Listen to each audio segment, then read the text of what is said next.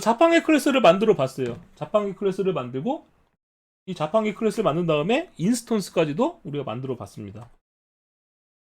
그래서 아까 방금 전에 말했을 때 메인 메소드가 없는 클래스는 실행되지 않기 때문에 이 클래스를 사용하기 위해서 밴딩 머신 메인이라는 클래스도 한번 만들어 보고 인스턴스를 만들어 봤죠. 클래스의 인스턴스를 만들어 보기 위해서 이런 코드가 나왔었고요. 문법적으로 꼭 기억해 두셔야 되는데 new 다음에 클래스명 가로고 닫았고요. 이 부분이 생성자라고 하고 앞에 있는 new는 연산자, 이퀄 앞에 있는 건 참조 변수, 참조 변수 앞에 있는 건 참조 타입이라고 합니다. 각각의 단어들 꼭 기억해 두셔야 돼요. 얘가 참조하는 변수라고 해서 참조 변수다.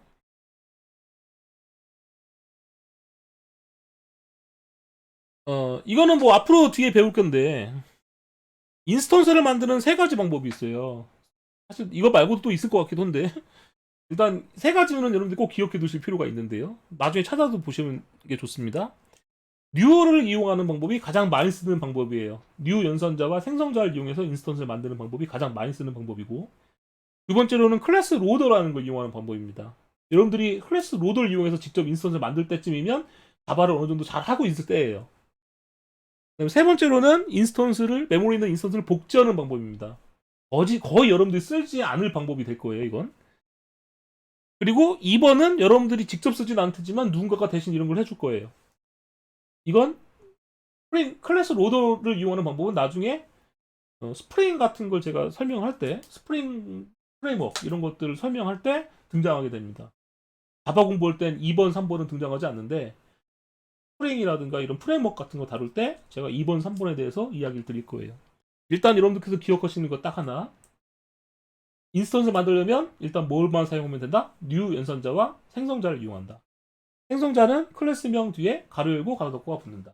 이 정도만 기억해 두시면 됩니다. 자, 이제 자바에서는 메모리가 굉장히 중요합니다. 아까 제가 뭐라고 했어요? 실행 가능한 것들은 메모리에 올라가야지만 실행된다라는 이야기 했었죠? 뉴라는 연산자를 이용하면 인스턴스라는 게 메모리에 만들어진다. 당연히 뉴를 굉장히 많이 하면 어떻게 되겠어요? 메모리에 인스턴스가 많아질 테고 메모리가 부족하다면 프로그램이 죽기도 합니다. 그래서 메모리 관리를 나중에 굉장히 잘해야 돼요. 그런 부분들은 지금은 여러분들이 아실 필요 없어요. 지금은 여러분들이 인스턴스를 만들어도 별로 많이 안 만들 거기 때문에 여러분들 컴퓨터로 충분합니다. 인스턴스, 레퍼런스 타입, 레퍼런스 변수를 꼭 구별할 수 있어야 됩니다.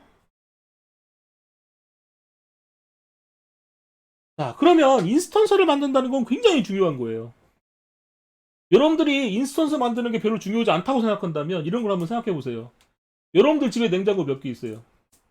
만약에 여러분들이 가족 중에 한 명이 하루에 하나씩 냉장고 하나 새로 사서 집에다 들여놓는다고 생각해 보세요. 기분이 어떻겠어요? 집에 공간은 한정되어 있는데 매일 냉장고를 하나씩 사오는 거예요. 돈도 한정되어 있는데, 그죠? TV를 매일 하나씩 또 사오는 거예요. 그럼 여러분들 집이 어떤 꼴이 되겠어요? 문제가 심각해지겠죠? 자, 아까 제가 뭐라고 했어요? 인스턴스를 만들 때마다 메모리 하나씩 생긴다고 했어요. 그러면 인스턴스를 몇 개 만들어야 되겠어요? 말 그대로 필요한 개수만큼 잘 만들어야 되는 겁니다. 어떨 때는 인스턴스가 많이 필요할 때도 있어요. 예를 들면 한번 생각해 봅시다. 여러분들 집에 손님이 10명이 왔어요. 그럼 손님 10명한테 저녁 식사를 대접해 주려고 하는데 저녁 식사라는 인스턴스를 딱 하나만 만들면 어떻게 되겠습니까? 공깃밥을 딱 하나만 만들고 10명한테 하나 주고 나눠 드시라고 하면 욕먹겠죠. 손님이 10분 오면 손님 10명한테 맞는 음식을 준비해야 될 거잖아요. 싸워요? 네. 어, 무슨 얘기냐? 인스턴스 생성이 굉장히 중요한 거라는 거예요. 객체지향에서 여러분들 실전 객체지향 프로그래밍에서는 이 인스턴스 생성이 굉장히 중요합니다. 그래서 나중에 혹시 여러분들이 디자인 패턴 같은 걸 학습할 수도 있는데 디자인 패턴이라는 것은 클래스를 작성하는 방법에 대해서 패턴을 누가 정리를 한 거거든요. 이 클래스를 작성하는 방법을 정리했는데 그게 세 가지 또 큰 카테고리로 나뉘어요. 그 세 가지 큰 카테고리 중에서 한 카테고리가 뭐냐면 인스턴스 생성과 관련된 부분입니다. 그래서 앞으로 여러분들께서 인스턴스를 생성하는 방법을 잘 아셔야 돼요. 인스턴스 생성을 잘 못하게 되면 아주 문제가 심각해집니다. 꼭 기억하셔야 돼요. 인스턴스 생성은 굉장히 중요하다. 필요한 개수만큼 만들어야 된다. 그래서 자판기를 몇 대 만들고 싶습니까? 했어요. 5개 만들고 싶은 거예요. 난 자판기 사업을 하는데 5개 만들겠다. 자, 여러분들한테 질문하겠습니다. 5개 만들고 싶으니까 그럼 뉴를 5번 쓰는 거예요. 자바 공부를 하는 사람은 클래스 지향 프로그래밍을 하고 있더라. 무슨 얘기냐?